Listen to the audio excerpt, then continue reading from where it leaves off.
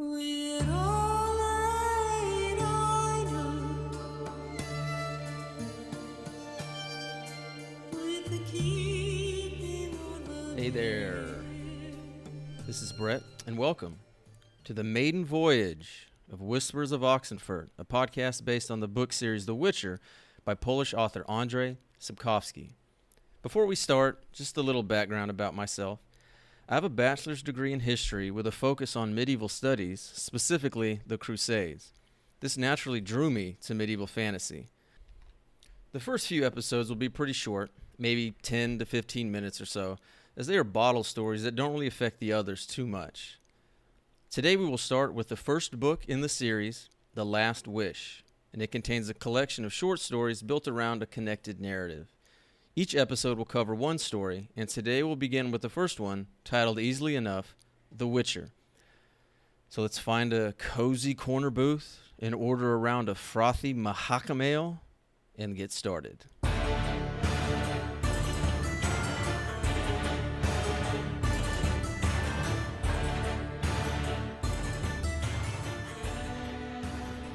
Geralt rides into the town of Vizima, and before he can barely step in the door, get a couple words out, gets accosted, kills 3 people right off the bat, and is detained by the guards. He demands they take him to the town castellan, and they oblige. Geralt meets with the castellan, Velerad, who informs him about a problem involving the princess. He says that the current king of Temeria, Foltest, got his own sister pregnant shortly after his coronation. When she had the child, upon sight of it, one midwife jumped from the tower to her death, and another lost all sense of reality. Both mother and daughter died as well, and are buried in a double coffin. You know, a real heartwarming and uplifting tale of incest, suicide, stillbirth, and insanity. After 7 years, and a full moon, of course, it rose from the coffin and made a commotion. It had become a striga.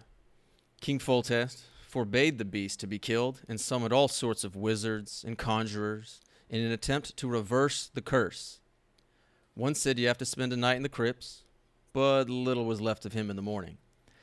Velerad lets Geralt onto the fact that many wise and rich men are tired of this whole affair and would probably pay someone, maybe a witcher sitting across the table from him, the same reward if they would just kill the striga and be done with it.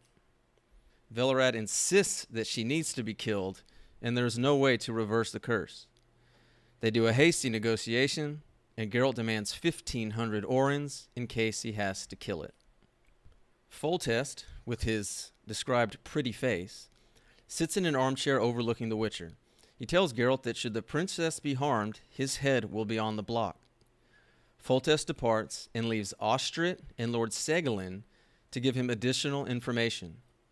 Segolin, an older and powerfully built bearded man, informs Geralt that he is to refer to the striga as princess as not to anger Foltest. We get a description of what Geralt is up against. 4 cubits, and again, a cubit is roughly the length of your middle finger to the elbow, is shaped like a barrel of beer, mouth from ear to ear filled with razor-sharp teeth and paws that hang to the ground. Ostrit, a rich magnate, tells him that it is incredibly quick and strong. More information is thrown at him, and Ostrit is quick to retort Velerad about insulting Princess in front of him. They later go and meet with the survivor, who gives more details about the striga. Foltest reveals himself to be a guard in disguise and interrogates Geralt. He shoves a wrench into his plans by saying he knows about all the deals people make with those who might attempt to just simply kill the beast, and says that the Witcher will be beheaded and the coin will remain in their pockets. Oh, Velerad, you cheeky boy there. And now we come to the Untitled segment of this episode, where I poorly recreate my favorite passage from the text. Do you know what, Geralt? I'm going to the crypt with you, said Foltest. Out of the question, replied the Witcher. Foltest turned, his eyes glinted. Do you know, sorcerer, that I have not seen her? Neither after she was born nor later. I was afraid. I may never see her. Am I not right? At least I have the right to see my daughter while you're murdering her. I repeat, it's out of the question. It is certain death, for me as well as you. If my attention, my will falters, no, your majesty.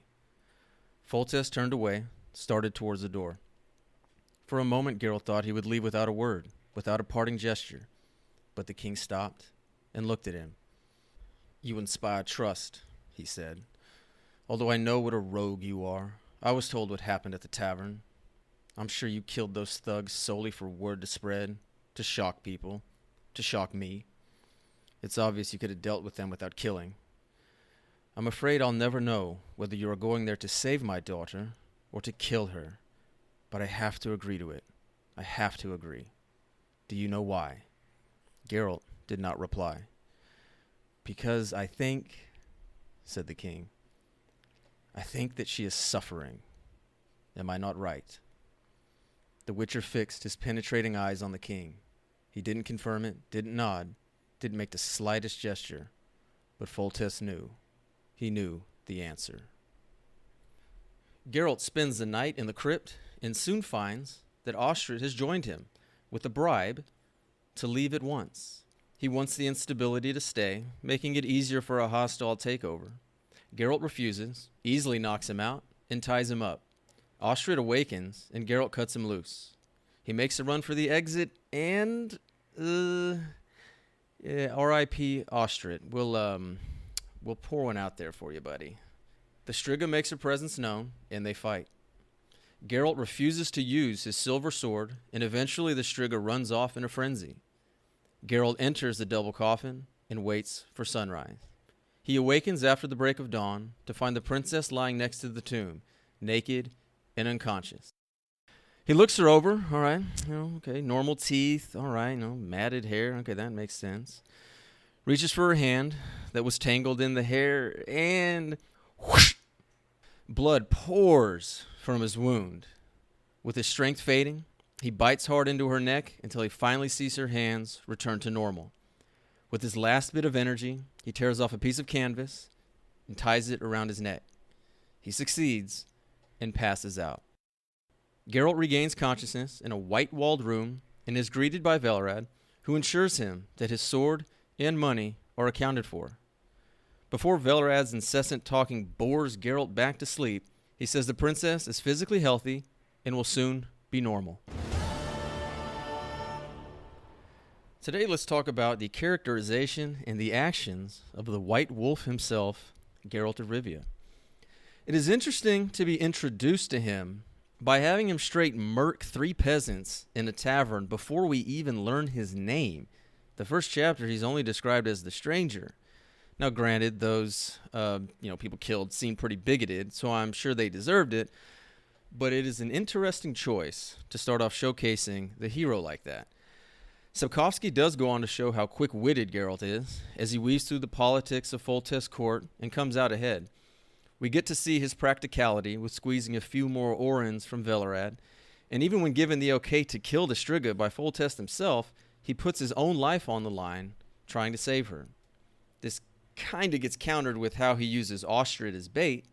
Now, Ostrid seems to be less than upstanding, and his motivation is clouded by the fact that he gives 2 reasons for wanting the Striga to be left alive, which had killed numerous innocent people. He pours his heart out to Geralt, who comically ignores him, and then is sent off to his death. Geralt doesn't think twice about getting him killed either. So did Ostrid deserve to be used as human bait and killed? If his actions kept the Striga alive to this point and hurt other people in the past, then yeah, it's hard to feel any kind of sorrow for him. It doesn't fully get showcased here, but Geralt has a personal code, and for the most part always acts with compassion and even empathy to human and monster alike. This was a good, albeit basic, introduction to Geralt of Rivia and the world of The Witcher. Upcoming stories will hit on more philosophical dilemmas and are much more intriguing. All music used in this podcast comes from the Witcher 3 soundtrack or composed by Mikolaj Stroinsky. I highly recommend purchasing and downloading it. Thank you for listening, and please subscribe and rate the podcast wherever you get it from. Please send all comments, questions, and suggestions to witcherpodcast@gmail.com. Let me know how bad the voices were. Let me know if the Texas twang kind of gets on it. I'll try to tone it down, but it's a little hard. I have a background in coaching, so I can take all constructive criticism. But join me next time as we take on a twisted version of Beauty and the Beast with a grain of truth. The